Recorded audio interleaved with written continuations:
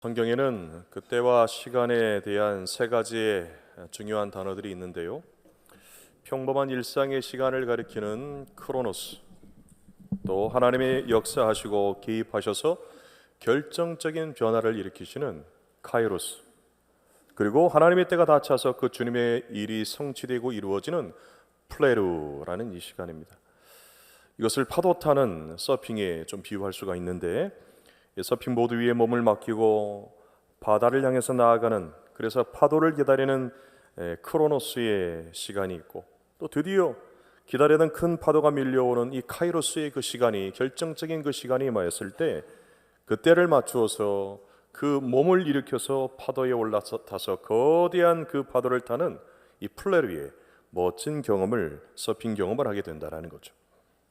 하나님께서 우리의 삶에도 은혜의 바다로 이끌어 가시기를 원합니다. 하나님께서 일하시고 역사하시는 그 은혜의 타이밍, 하나님의 시간표에 맞게끔 우리가 살아가게 될 때 그 깊은 은혜의 바다에서 우리 하나님께서 밀려오게 하시는 그 은혜의 물결에 올라타서 주님의 그 뜻과 역사를 이루는 그러한 하나님의 축복의 도구로 쓰임받게 됩니다.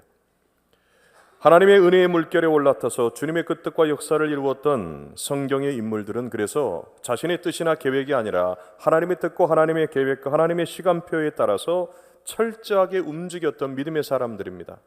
오늘 성경 선지자 이 엘리야가 대표적인 믿음의 사람이죠.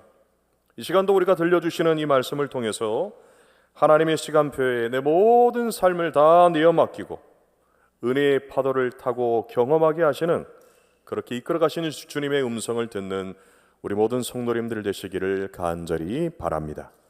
먼저 1절 말씀인데요, 함께 읽습니다. 시작. 많은 날이 지나고 제3년에 여호와의 말씀이 엘리야에게 임하여 이르시되 너는 가서 아합에게 보이라. 내가 비를 지면에 내리리라 말합니다. 여러분, 엘리야의 이 이야기에서 가장 중심이 되는 사건이 오늘 본문 18장에 기록되어 있습니다. 누가 하늘에서 비를 내려주시고 날마다 일용할 양식을 공급해 주시고 누가 생명의 주관자가 되시는가 하는 그런 신앙과 신학적인 그런 질문에 대해서 아주 분명하고 정확하게 답을 주고 있어요. 이스라엘 갈멜상 정상에서 가나안의 토착신인 남신 바알과 또한 여신 아세라를 섬기는 850명의 선지자들과 여호와 하나님을 섬기는 선지자 엘리야 한 명과의 영적인 대결을 통해서 이 질문에 대한 그 답을 아주 극적인 방식을 통해서 보여줍니다. 앞선 엘리야의 이야기들을 통해서 누가 일용할 양식을 공급해 주시고 누가 사람의 생명을 지켜주시고 보존해 주시는가에 대한 그 질문의 그 실마리를 이미 제공해 주고 있는데요, 하나님의 백성을 대표하는 이스라엘의 왕임에도 불구하고 세상의 가짜 신과 거짓된 우상에 불과한 바알과 아세라를 섬기는 부인 그 이세벨의 꾀임과 그 유혹에 빠진 아방 앞에서도 가뭄을 선포한 그 일로 여러분, 엘리야는 큰 위협과 공경에 빠지게 되죠. 오늘 성경 본문의 이야기를 통해서 우리가 확인할 수 있는 것은 이 아합과 이세벨이 엘리야를 찾기 위해서 온 나라 구석구석을 뒤지지 않은 곳이 없고 끈질기게 수색하고 추격했습니다. 심지어 가까운 주변 나라에도 수배령을 내리고 해외로까지 가서 수색하며 엘리야를 잡아 죽이려고 하는 그런 시도를 반복해서 계속해서 하고 있었습니다. 그러나 다행스럽게도 하나님의 보호하심 속에서 그리시네가에서 또 시돈에 속한 사르밧 과부의 집에서 그에게 날마다 필요할 양식을 주시고 또 무엇보다도 죽은 자도 살리시는 기적 같은 경험을 하게 하시면서 하나님의 보호하심을 받고 살 수 있었습니다. 그리고 그 모든 일들을 경험했던 많은 날들이 지난 제3년이라고 하는 시점에서 하나님의 말씀이 엘리야에게 임합니다. 그리고 우리는 여기에서 엘리야가 가뭄을 선포한 때로부터 많은 날들이 지나고 제3년이라는 이 때에 주목해야 돼요. 여기 많은 날들 속에는 여러 사건들과 함께 두려움과 불안과 또 고통과 슬픔의 그 날들도 있었고 또 때로는 기쁨과 안도와 행복한 순간들이 있었다라는 것을 우리가 생각해야 되고요. 평범한 그 일상의 시간을 보내면서 정말 많은 일들이 엘리야에게 있었다라는 것을 우리가 알고 있습니다. 언제까지 이 가뭄이 지속될지, 어느 때까지 이 괴롭고 힘든 이 도피 생활을 해야 할지 도무지 그 끝을 알 수 없는 크로노스의 그 시간을 보냈다라는 겁니다. 그리고 이러한 예는 우리가 요셉을 통해서도 볼 수가 있습니다. 여러분, 요셉은 17살에 하나님께서 주신 꿈을 꾸고 이후로 30살이 되는 13년 동안 기나긴 고통과 아픔과 슬픔의 시간들을 보냅니다. 긴 기다림의 크로노스의 시간을 보내는 거죠. 그 과정에서 사랑받는 아들의 자리에서 비천한 노예 신세로 전락하기도 하고, 억울한 누명을 쓰고 사회 가장 밑바닥인 감옥에 들어가는 죄수의 신분이 되기도 하는 긴 고난과 시련과 기다림의 연속인 삶을 보냅니다. 그러다가 창세기 41장 1절 말씀을 보니까 만 2년 후에 바로가 꿈을 꾼즉 자기가 나일 강가에 서 있는데 이렇게 말하는데, 오늘 엘리야가 그랬던 것처럼 많은 날들, 크로노스의 시간이에요. 그 시간이 지나가고 만 2년 후에, 정확히는 17년이 지난 그때죠. 13년이 지난 그때죠. 만 2년 후에 드디어 요셉의 삶에 개입하셔서 결정적인 변화를 일으키시는 하나님의 그 시간인 카이로스의 때가 임했다라는 거예요. 애굽의 바로의 꿈을 해석하고 그와 함께 죄수의 옷을 벗고 제국의 2인자인 총리의 옷으로 갈아입게 되는 극적인 그 역사가 요셉의 삶이 시작이 됩니다.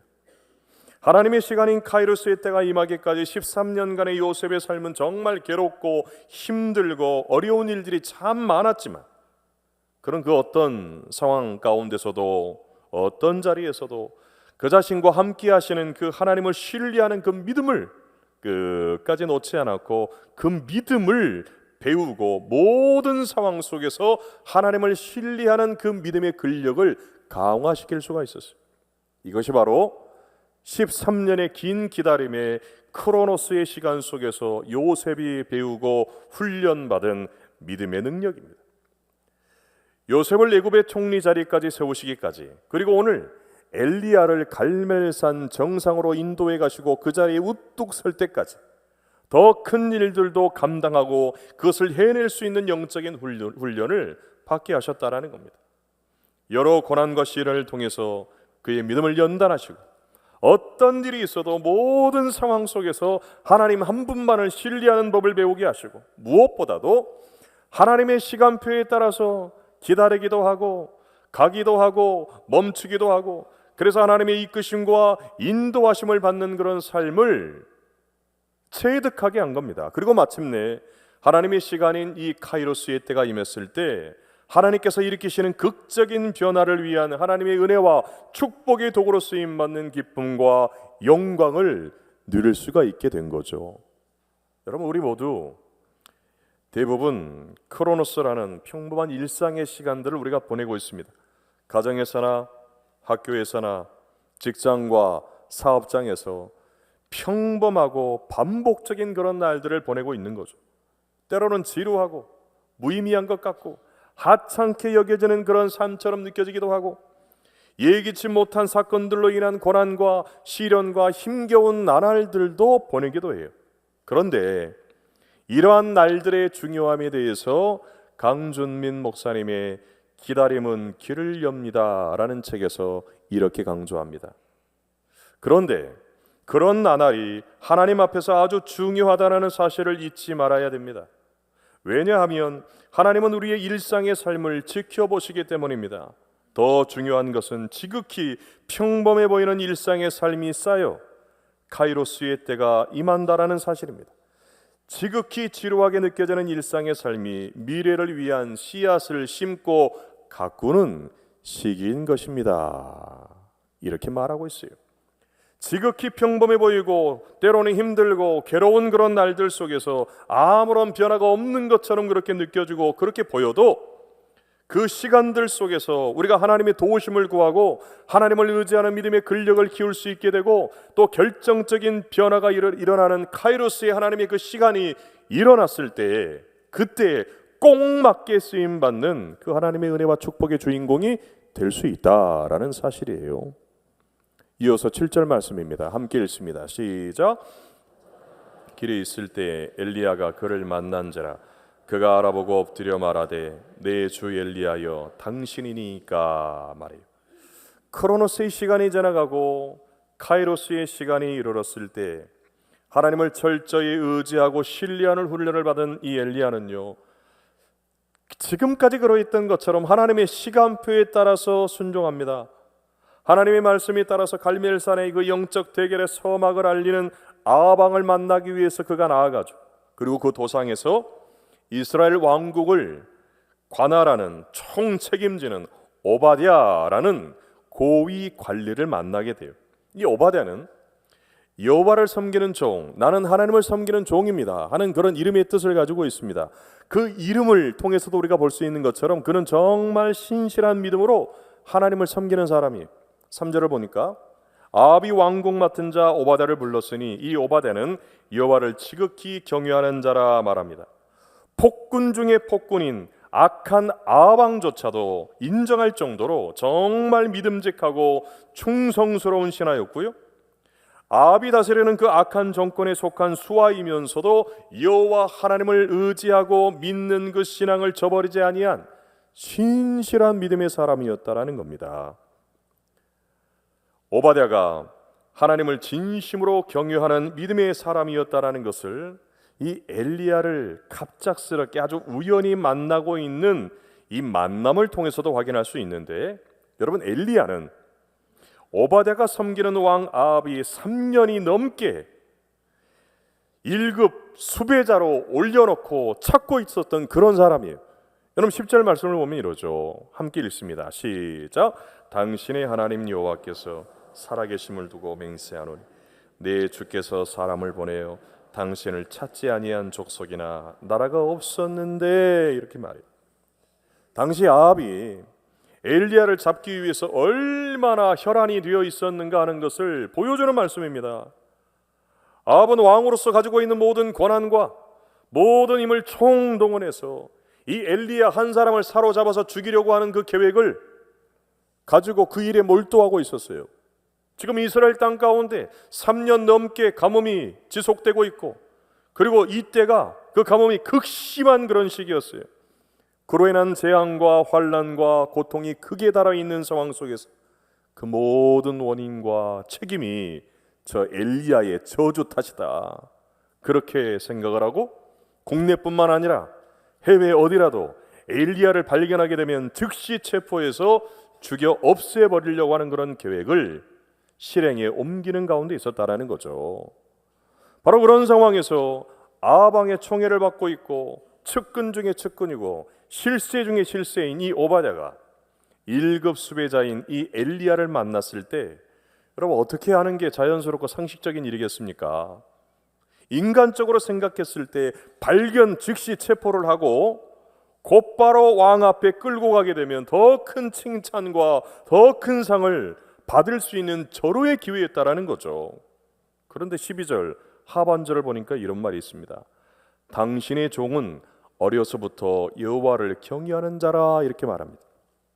오베다는 몸으로는 아합을 섬기는 신하였지만 어릴 적부터 뼛속까지 하나님을 경외하고 하나님을 의지하는 신앙교육을 받은 사람이었다라는 것을 얘기하는 거고요, 폭군 아합이 다스리고 있는 어둡고 암울한 그 시대와 상황 속에서도 하나님을 신뢰하는 믿음을 끝까지 버리지 않고 있었던 그런 믿음의 사람이었어요.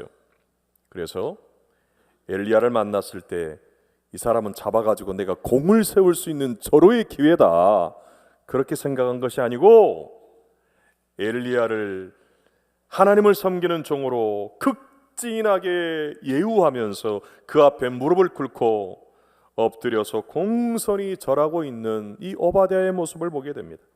더구나 이러한 경건한 믿음을 가지고 있었던 오바댜는 하나님을 믿는 신앙을 가진 사람들을 이 아합과 이세벨이 핍박하고 죽이려고 했을 때 그들을 적극적으로 보호했던 그런 일을 해요. 4절 보니까 함께 읽습니다. 시작. 이세벨이 여호와의 선지자들을 멸할 때 오바댜가 선지자 100명을 가지고 50명씩 굴에 숨기고 떡과 물을 먹였더라 라는 이 말씀이 그 사실을 증거해 줍니다. 여러분, 그는 아합과 이세벨이 선지자들을 모조리 잡아 죽이려고 하는 상황 속에서도 자기의 목숨을 걸고 그들을 숨겨주고 지켜주고 살려내는 일에 헌신합니다. 이 일이 탄로가 나면 왕의 명령을 거역하고 반역을 행한 중죄로 처단될 수 있음에도 불구하고 하나님을 경외하는 믿음을 끝까지 지키고 갑자기 엘리야를 만나는 그 위험한 상황 속에서도 믿음을 저버리지 않았다라는 그런 말입니다. 1597년 일본의 나가사키의 니시자카 언덕에서 26명의 그리스도인들이 예수님을 믿는다라는 이유로 십자가에 매달려서 순교의 피를 흘리게 됩니다. 그리고 그때로부터 약 250년간 30만 명이 넘는 일본의 성도들이 신앙 지키다가 목숨을 잃게 돼요. 도요토미 히데요시의 기독교 금지령으로 시작된 일본 교회와 성도들을 향한 그 박해와 핍박이 얼마나 집요하고 끈질기고 악랄했는지 모릅니다. 교토에서부터 나가사키까지 약 850km를 걸어가게 했는데 걸어가게 하는 그 길을 죽음의 행진이라 그렇게 불렀어요. 그 가운데에서 귀가 잘리고 조리돌림을 당하고 추위와 배고픔과 허기짐 끝에 죽음의 그 언덕에 가까스로 도착한 성도들은요, 그 끔찍한 죽음의 고통 속에서도 끝까지 서로를 향한 그 사랑을 포기하지 않습니다. 그리고 그 중에는 10대 청소년들도 포함되어 있었는데 그들 모두가 죽음이라고 하는 그 최후의 순간까지 하늘을 바라보면서 기도하는 그런 모습을 보였다는 거죠. 교토에서 나가사키까지의 기나긴 고난과 고통의 길은 세상에서 얘기하는 것처럼 죽음의 행진이 아니고 암울하고 절망적인 그 시대와 극한 상황 속에서도 나는 예수님을 따르는 제자입니다, 나는 예수님만을 섬기는 성도입니다 라는 그 신앙을 담대하게 고백한 믿음의 행진이었고, 죽음의 고통과 절망으로 끝나버리는 그런 인생이 아니라 모든 것이 순식간에 변하는 부활의 영광 가운데 이르는 믿음의 길이었다라는 것을 여러분 그들의 마지막이 우리에게 증거해 줍니다. 요한계시록 21장 4절은 우리에게 이렇게 이 비전으로 약속하죠. 함께 읽습니다. 시작. 모든 눈물을 그 눈에서 닦아주시니 다시는 사망이 없고 애통하는 것이나 곡하는 것이나 아픈 것이 다시 있지 아니하리니 처음 것들이 다 지나갔음이로라 라는 말씀입니다. 모든 것이 순식간에 변하는 카이로스의 시간까지 믿음을 지키고 인내하는 자들이 얻고 누리게 되는 그 영광과 그 축복을 약속하는 그런 말씀이죠. 중국의 희귀종인 모소 대나무가 있습니다. 이 대나무는 하루에 30cm씩 자라서 불과 6주 정도 되면은 약 15m, 아주 큰 것들은 한 20m, 최대 30m까지 그렇게 자라는 나무예요. 이렇게 자라기까지 모죽이라고 하는 그 씨앗을 땅에다 딱 심습니다. 그러면 씨앗이 심겨진 이로부터 약 4년 동안 이 땅 위에서는 아무런 변화가 일어나지 않는다라는 거예요. 아무리 공을 들여도 가꾸어도 작은 싹 하나 보이지 않습니다. 감감무소속인 그 대나무 앞에서 도대체 왜 씨앗을 심고 힘들여서 땅을 가꾸어야 하는지 겉으로 봐가지고는 이해가 잘 가지 않는다라는 거죠. 그런데 약 4년이라는 많은 날들이 지나고 제 5년이 됐잖아요. 그러면 믿을 수 없는 일들이 이 대나무 숲에서 일어나게 됩니다. 하루가 다르게 끝까지 쑥쑥 하늘 끝까지 쑥쑥 자라나는 큰 대나무 숲을 이루는 정말 믿을 수 없는 그런 광경이 여러분 이 숲에서 일어나게 된다는 거예요. 4년이라는 시간 동안 겉보기에는 아무런 변화가 없어 보이지만 그 평범하고 지루하고 힘겨운 시간 속에서 새순이 나기까지 여러분 땅 속에는요 대나무 뿌리가 수십에서 수백 미터 멀리 뻗어나가고, 일단 이 대나무의 뿌리가 딱 땅에서 자리를 잡게 되면 그 뿌리에서 공급된 그 엄청난 자양분들을 바탕으로 이 대나무가 순식간에 땅 위로 올라와서 그렇게 하루에 막 30cm씩 그렇게 자라게 된다는 겁니다. 여러분 우리의 믿음의 길도 마찬가지예요. 모든 것이 순식간에 변하는 카이로스의 시간이 이를 때까지 당장에는 아무런 변화나 어떤 움직임도 일어나지 않는 것 같아 보일 때가 있어요. 그러나 그때 우리는 결코 낙심하거나 포기해서는 안 됩니다. 모든 것이 순식간에 변하는 이 카이로스의 시간이 임할 때까지 우리의 믿음을 굳게 붙들고 인내하며 나아가게 될 때 하나님께서 행하시는 놀라운 그 일들이 여러분 우리의 삶 가운데 반드시 일어나게 될 줄로 믿으시기 바랍니다.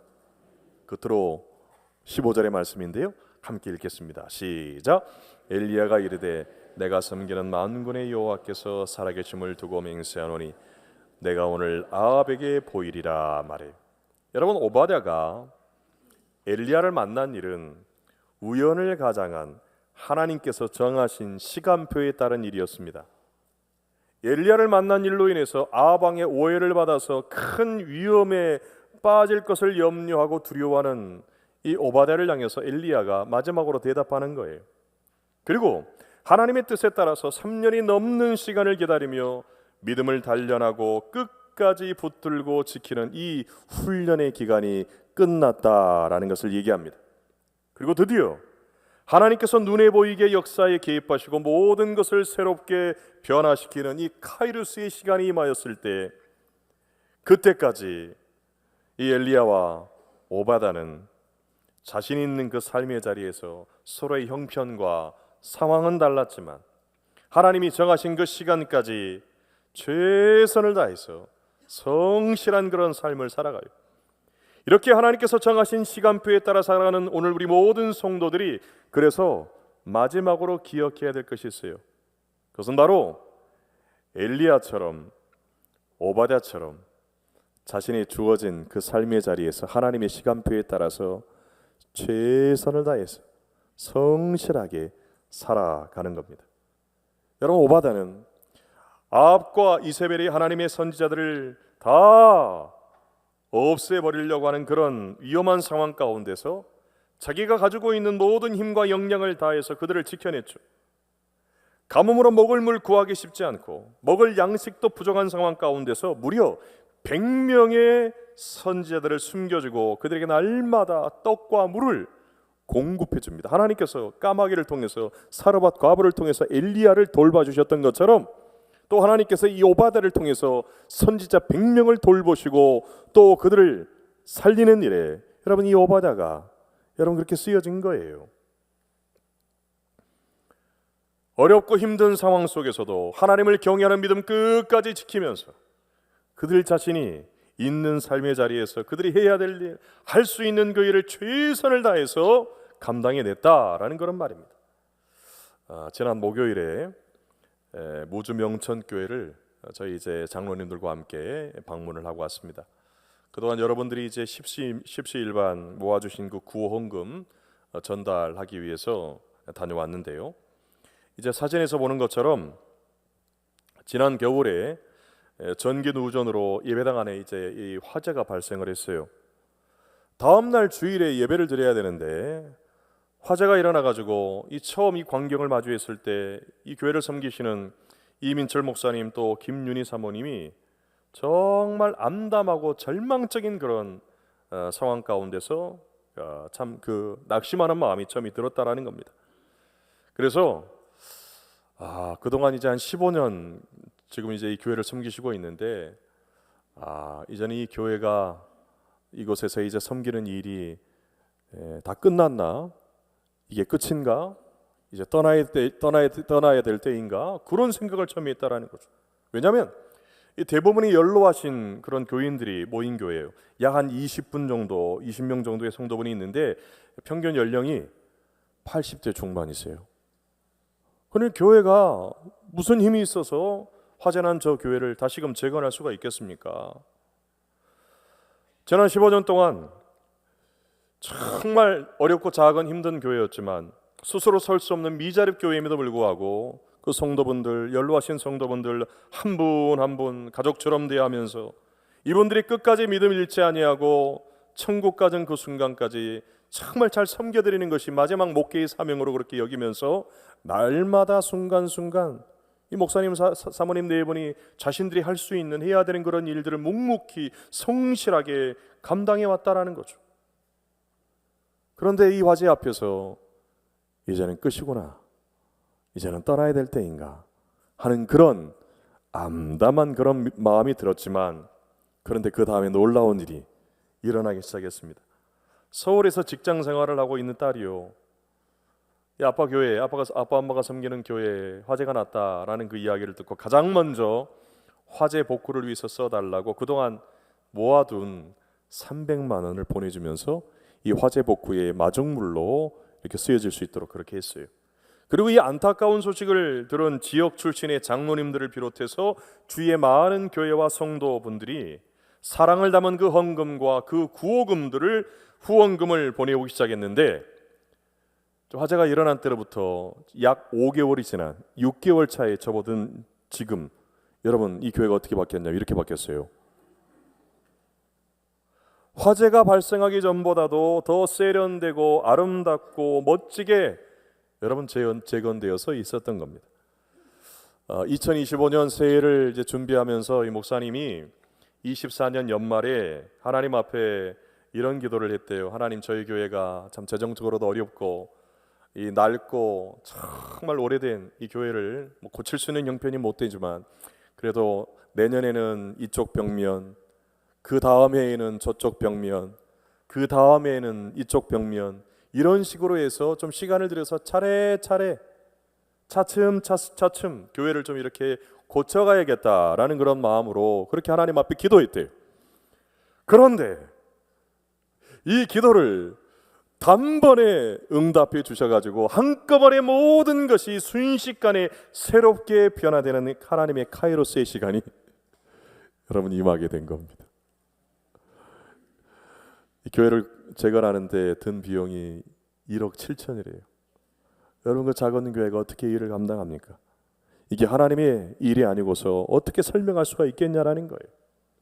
사랑하는 성도 여러분, 하나님의 시간이 이르면 모든 것이 순식간에 새롭게 변화되는 일이 여러분의 삶 가운데, 가정 가운데, 일터 가운데, 직장 가운데, 사업장에, 저희 교회에 일어나게 될 줄로 믿습니다. 우리가 그때까지 하나님 굳게 의지하고 신뢰하는 법을 배우고 끝까지 우리 믿음 지켜가면서 우리가 할 수 있는 일, 우리가 해야 되는 일 성실하게 감당하게 될 때, 크로노스의 시간이 많은 날들이 지나가고 제 3년 됐을 때, 만 2년이 지난 후에 카이로스의 시간이 일어날 때 모든 일이 완전하게 새롭게 되는 플레르의 축복이 우리 가운데 일어나게 될 줄로 확실히 믿습니다. 기도하겠습니다.